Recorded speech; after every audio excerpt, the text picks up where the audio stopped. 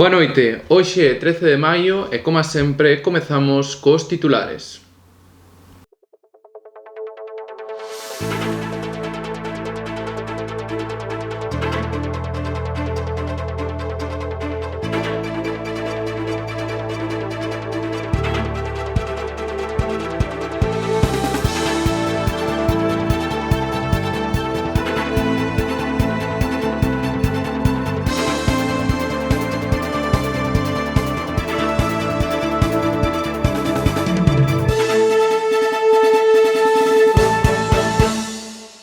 Comezamos, como a todos os programas, tomándolle o pulso ás apostas eurovisivas porque, fíxense, temos cambios importantes nas 4 primeiras posicións nas apostas para este ano, con ese prácticamente triple empate entre Francia, Malta e Italia, e moi importante Islandia, que entrou hai moi pouquiñas horas dentro deste top 4 para vencer Eurovisión 2021. Veremos tamén o novo traballo de Conan Gray, Astronomy, un tema que supón unha volta ás súas orixes. Coldplay racha co seu estilo anterior cun novo traballo, contámolo de seguido en Espazo Musical. Comezaron os ensaios do Festival de Eurovisión 2021 cun nivel moi alto. A continuación falamos dos grandes favoritos. E pechamos este programa cunha entrevista en exclusiva á Siloé da man de Ángela Bellón dentro da sección O Faladoiro. Este ano, a calidade do xornalismo en Eurovisión está evidentemente en entredito. Non fai falta falar moito máis disto, senón lembrar as imaxes do centro de prensa vacío cando Montaigne, a representante de Australia en Eurovisión 2021, comezou a súa rolda de prensa. Non había ningún só xornalista físicamente, e no chat desta rolda de prensa víanse mensaxes de fans no canto de preguntas dentro dos termos xornalísticos ben formuladas. E isto demostra que a actitude dos xornalistas este ano está sendo bastante indesexable. Imos desenvolver esta cuestión. As dúas roldas de prensa de Australia estiveron prácticamente baleiras, e isto é un claro signo de alerta. Ademais, o chat online empregado por algúns xornalistas que traballan desde casa foi usado para transmitir mensaxes pouco profesionais, facendo críticas ás actuacións en vez de facer preguntas aos artistas participantes. Como portal coordinado por xornalistas profesionais, debemos falar sobre este tema. O comportamento de algúns xornalistas da zona de prensa desta edición de Eurovisión é vergoñento e pouco profesional. Un profesional da comunicación enviaría, polo menos, a unha persoa as conferencias de prensa, xa sexan tanto en persoa como online. Estas críticas non queren dicir que todos os medios acreditados estean a facer unha mala labor. Por exemplo, Eurovoix ou EurovisionSpain.com están a facer un traballo moi profesional, retransmitindo todo o que está a pasar. Pero tamén atopamos medios, quizáis máis sensacionalistas como WiWiBlogs, que enviaron xornalistas con pouca disciplina que se comportan dun xeito afastado da ética profesional. Calquera xornalista europeo debería sentir vergoña vendo que algúns reporteiros están a facer na cobertura dos ensaios de Eurovisión. Un exemplo desta mala praxe sería o personificado pola reporteira de WiWiBlogs, Susan Adams. Non sabe que Hungría e Montenegro non participan nesta edición do festival, dixo que Australia era unha cidade e mesmo afirmou que Roxen era representante de Rusia, cando en realidade é a candidata rumana. I want what he's taking. Black don't crack and Asian don't raisin. A UER debería modificar o proceso polo cal son adxudicados os pases de prensa. Aínda que nos últimos anos este trámite permitiu darlle visibilidade a moitos medios, pequenos pero totalmente profesionais, actitudes como as descritas son inadmisibles. A Unión Europea de Radiodifusión debe protexer a nosa profesión, que é a de comunicar. Conan Gray sorprende os seus fans co seu novo traballo, Astronomy, publicado recentemente. Contanolo todo, Fátima Castro. O pasado venres 7 de maio, ás 6 da mañá hora española, Conan Gray publicaba o seu último single, Astronomy. Este tema supón unha volta ás súas orixes, as cancións melancólicas e lentas, afastándose de algúns dos seus últimos traballos, como Maniac ou Wish You Were Sober. O propio Conan describiu Astronomy como unha canción sobre ese proceso de negación, lento e doloroso, cando te separas de alguén. Ese momento no que de súpeto miras a esa persoa que quixeches durante moito tempo e xa non a recoñeces, pois os dous existides xa en mundos diferentes. Deste xeito, o cantautor emprega metáforas relacionadas coa astronomía e o espazo para falar de desamor. We've ridden the stars, we've seen everything, from Saturn to Mars. As much as it seems like you own my heart, it's astronomy, we're two worlds apart. O venres foron publicados tanto o videoclip da canción como o lyric video, que en apenas 48 horas xa sumaron máis d'1,5 millón de visualizacións. Ademais, a canción chegou ao 1 millón de reproducións en Spotify en apenas un día. A noticia do lanzamento foi bastante inesperada para os seus fans, pois anunciou a súa publicación con só 3 días de antelación. Con todo, Grey xa levaba unhas semanas dando pistas no seu Instagram, publicando fotografías relacionadas co espazo exterior.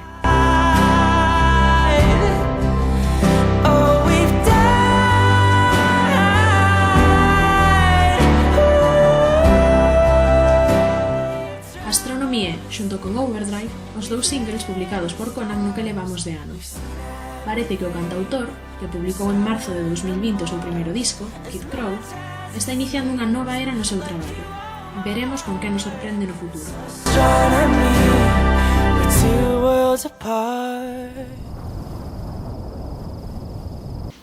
Que aconteceu na gala dos Brits 2021? De seguido ofrecémoslles un repaso dos momentos máis salientables, algúns premiados, algúns nominados e algunhas actuacións. Adiante, Zoe Ferreiros. Este ano, os Brits 2021 volveron pola porta grande. A gala tivo lugar o 11 de maio no estadio O2 Area de Londres e foi o primeiro gran evento con público, sen distancia social e sen mascarilla. A gala acolleu a decenas de estrellas locais e internacionais e a máis d'1 millón de espectadores de todo o mundo.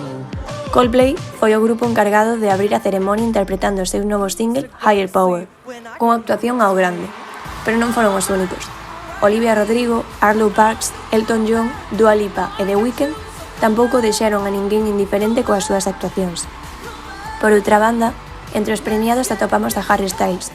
O cantante conseguiu facerse co Brit 2021 a mellor single grazas a Watermelon Sugar. Tamén foron premiados Dua Lipa, Taylor Swift e Billie Eilish, entre outros moitos artistas. Por último, é importante destacar o premio a mellor grupo británico que recibiu a girl band feminina Little Mix. Un premio que fixo historia, xa que é a primeira vez que unha formación de mulleres gaña este galardón nos case 50 anos de historia dos premios. Ademais, o seu discurso xa forma parte da historia da industria musical británica. Xa se cumpre unha semana desde que comezaron os ensaios para Eurovisión 2021 e revolucionaron todas as casas de apostas como lles comentamos hai un momento nos titulares. Contanolo todo xa sobre a súa actualidade e os favoritos, Ana Sánchez. Adiante.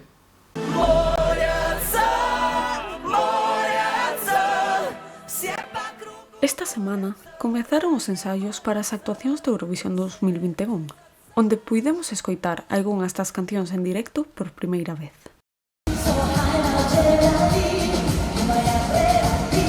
Sen ningunha dúbida, este ano a orixinalidade e o talento atópanse en todos os recunchos, xa que, despois dun ano de parón, tanto os países como os artistas, especialmente aqueles que xa ian participar o ano pasado, estaban desexando que se puidera celebrar o festival.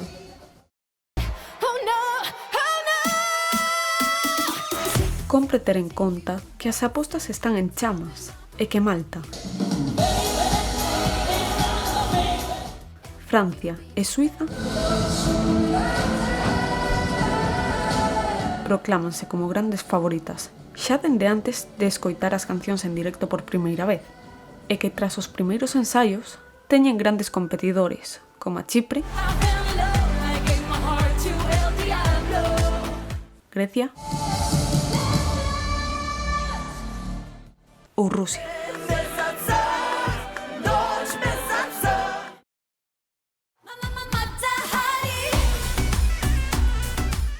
Os fans de Eurovisión poderán satisfacer o seu desexo de poder ver de novo o festival a partir da próxima semana, coas semifinales, que poderemos ver tanto o martes como o xoves. Agora, como xa saben, toca pecharmos este programa facendo, como sempre, con esa entrevista semanal feita no espazo do Faladoiro.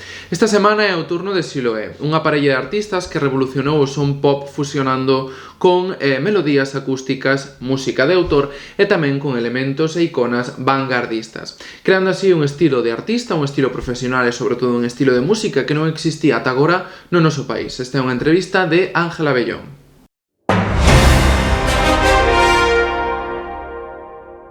Pues en primer lugar, pues muchísimas gracias por aceptar nuestra invitación a nuestro teleinformativo semanal. Y así que bueno, para abrir un poco la entrevista, ¿cómo os definiríais como artistas?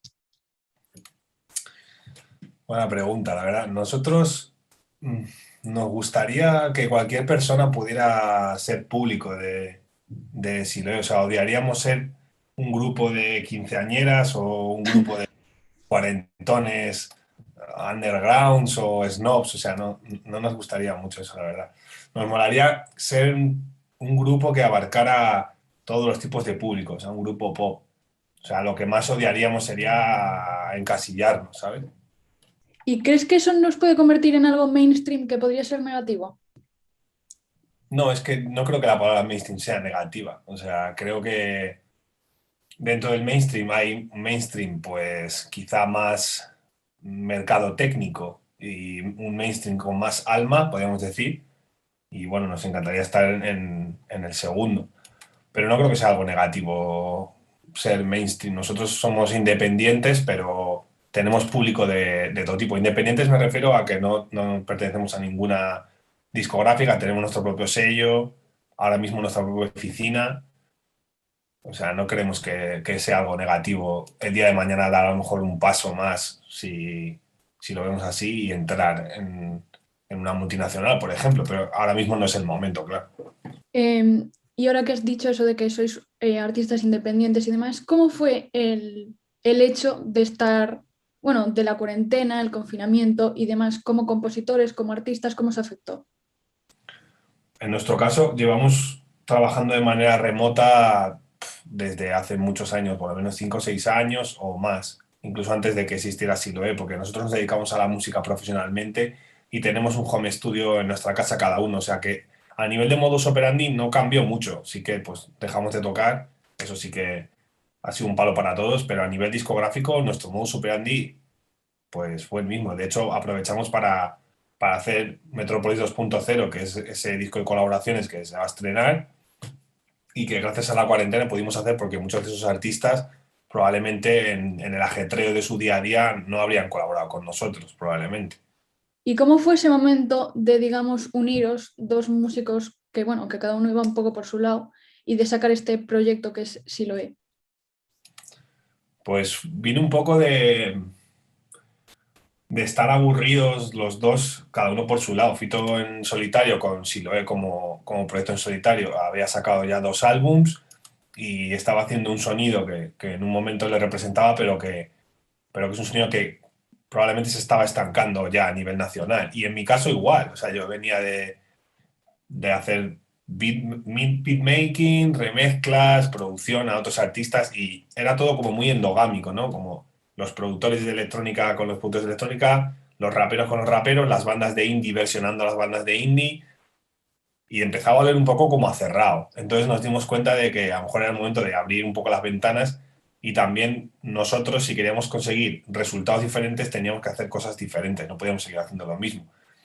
Y haciendo cosas tan diferentes como las que hacemos, pues yo hice una remezcla de un tema del segundo álbum de Siloé, cuando Fito estaba en solitario todavía, un tema que se llamaba La Calma, que no llegó a salir por temas discográficos, y esa remezcla fue el germen de lo que hacemos en directo a día de hoy. Y esa gira en la que yo empecé como músico y tal, nos unió y empezamos a hacer algo, pues, dual, ¿no? En un lado del escenario estoy yo con los samplers, con el ordenador, con una guitarra eléctrica, con un sintetizador, y en el otro lado del escenario está Fito con una guitarra acústica, con una mandolina, con un banjo, con un piano, un poco esa colisión, ¿no? Nos pareció algo pues que nacionalmente no existía y que teníamos que apostar por ello. Así de natural fue, o sea, fue a través de la gira que hicimos juntos.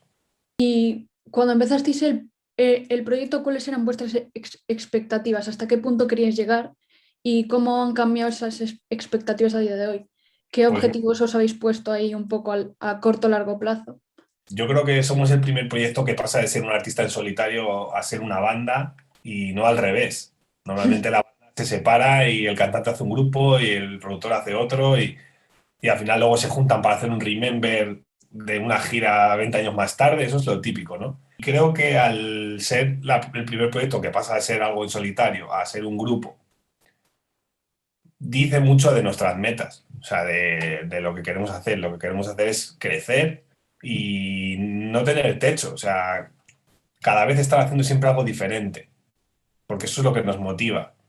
Primero cada uno en su proyecto, ahora como este proyecto junto y después este proyecto irá creciendo y ha entrado gente en este proyecto que no se les ve en el escenario, como por ejemplo Oscar Herrado, que es nuestro ingeniero de sonido, ha trabajado la producción de los álbums y es nuestro socio de la empresa. Somos 3 personas, 2 en el escenario, 3 burocráticamente, porque también nos consideramos empresarios musicales, no solo músicos, ¿sabes? Que eso sería muy aburrido, ¿no? ¿Y cómo es un poco ese doble rol que estás explicando ahora de ser músico pero de ser empresario a la vez? ¿Hasta qué punto tira más la creatividad que lo objetivamente pues, rentable, digamos? Bueno, ahí yo creo que es que solo ocurre en la música. En la música hay muchos complejos. Rollo, pues esto no lo voy a hacer porque es muy comercial. ¿Tú te imaginas, por ejemplo, que IKEA saca una mesa y esa mesa se vende mucho y de repente dicen, dejad de venderla, se está vendiendo mucho, ¿sabes? Es como, nadie piensa eso. Solo pasa en la música, porque hay como complejos establecidos depende de la década en la que hayas nacido, la música que hayas escuchado, la cultura que tengas, el contexto en el que estés, por ejemplo. Yo no escucho música africana, pero si a mí me llevas a África y me pintas la cara y me pones a bailar alrededor de una hoguera, pues diré, tío, esta música está guapísima. Pero a lo mejor un domingo a las 10 de la mañana en mi casa me parece una mierda. Tiene que ser algo construido desde dentro hacia afuera, no desde fuera hacia adentro, que es como hace la gente normalmente. Que lo que hace es, uy, ¿qué lo está petando? No sé qué. Hay que hacer lo mismo que hace esa persona, porque al final, ¿qué hay? En el indie, pues 80.000 bandas haciendo lo mismo que hace Izal, Super Submarina y no sé qué. En la música urbana, 80.000 peña haciendo lo mismo que hace Rosalía, Zetangana y no sé qué. En la electrónica, 80 productores haciendo lo que hace David Guetta y no sé qué. Entonces, al final tienes que coger influencias, ¿no? De lo que más te gusta, lo que te resuena por dentro, pero a la vez también dar algo nuevo, porque si no, no va a ser rentable. No vas a ocupar un espacio del mercado que ya está ocupado. Eso está claro.